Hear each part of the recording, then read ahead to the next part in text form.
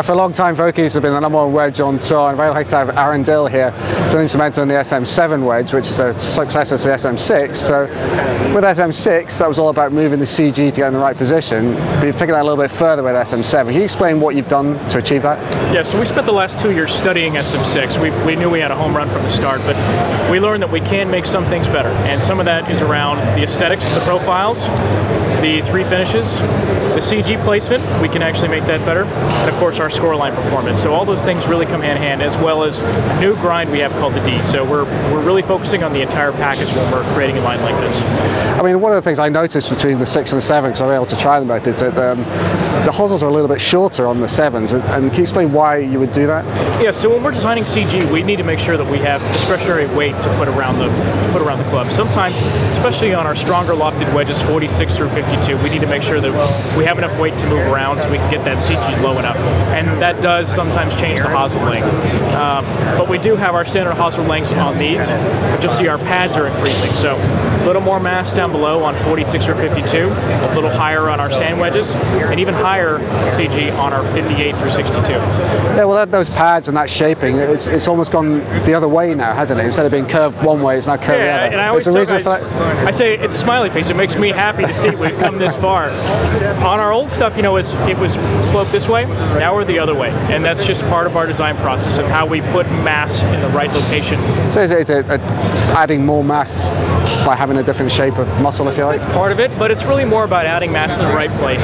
Oh, one thing I thought was that with some of the grinds, are they maybe slightly less bounced than it was? So maybe people who are in an F could be in an S this time around. Is that how you would see it or not? They can be, but we like to test and make sure that that product or that grind works best for them. A lot of times when we're working with guys, we say, don't be so fixated on the numbers. The numbers they're not always what works best for you.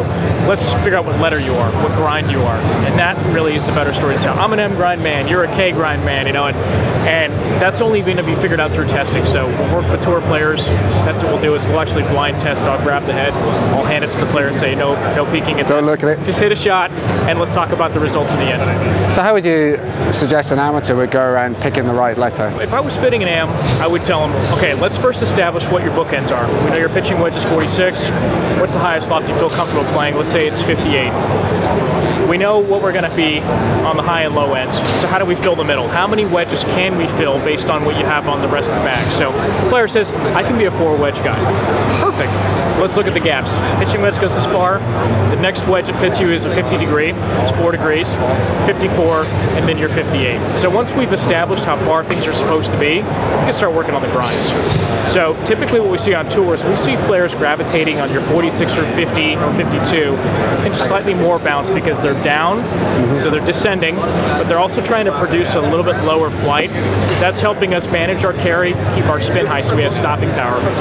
And as we start to increase the loft, that's where you start to see the short game really come to form. And that's where you start to know, okay, this player hits this shot very well, he hits this shot poorly. When we address, we always look at the misses. We always say, hey, what's your strength, what's your weakness? Let's address the weakness, let's make that better. And then you have to have a game plan.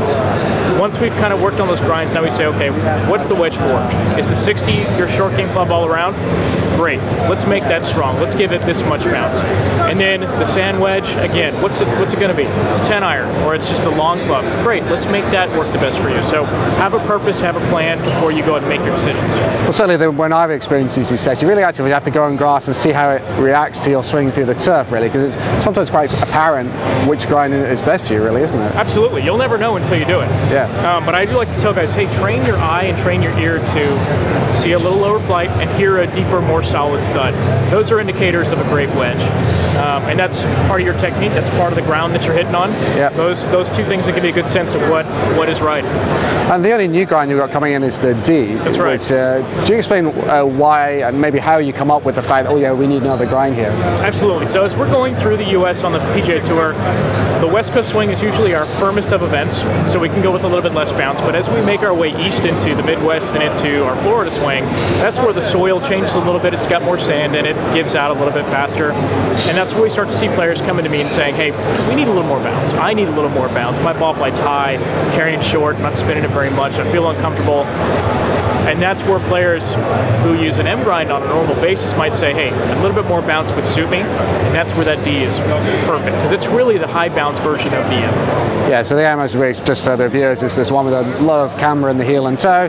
So you would just increase the bounce in the middle to give it a bit more playability if they're playing it straight. Is that right? Correct. So we're going to increase bounce in the front. Yeah. So this angle gets a little steeper. Okay. But we don't sacrifice the performance and playability of the trailing edge. So it allows players to have that lower, more consistent flight, but also have the ability to open up that wedge and have some versatility around the greens. Okay. We got slightly different finishes there. How do you decide what finish to come out with? A little bit of market research, a little bit of tour player research. We've got our gorgeous classic chrome, which a lot of people love. We've got the steel gray, which is kind of a charcoal finish, a little bit of brush to it. And then we've got this really cool new finish called jet black. And the cool thing about it, it's a very modern look. It's all black, black paint. Our tour players have really adopted it nicely. We've got guys like Jimmy Walker who's just putting it in the bag, Cam Smith's putting it in the bag, and I'm sure over time that's just going to funnel down into more and more guys. And does the finish maintain its look as long with the darker finishes as the chrome? It does. Now these two are chrome finishes, so these will maintain their look for the majority of the time. Now this is more of a closer to the raw finish, so it's not actually chrome, it's a dip QPQ process. And where you'll see wear is going to be on the sole where we make interaction with the ground, and on the face where the ball will be hitting. Oh, well, I think they all look pretty good. So thanks for talking to us and good luck this year. My pleasure. Thank you. Thank you.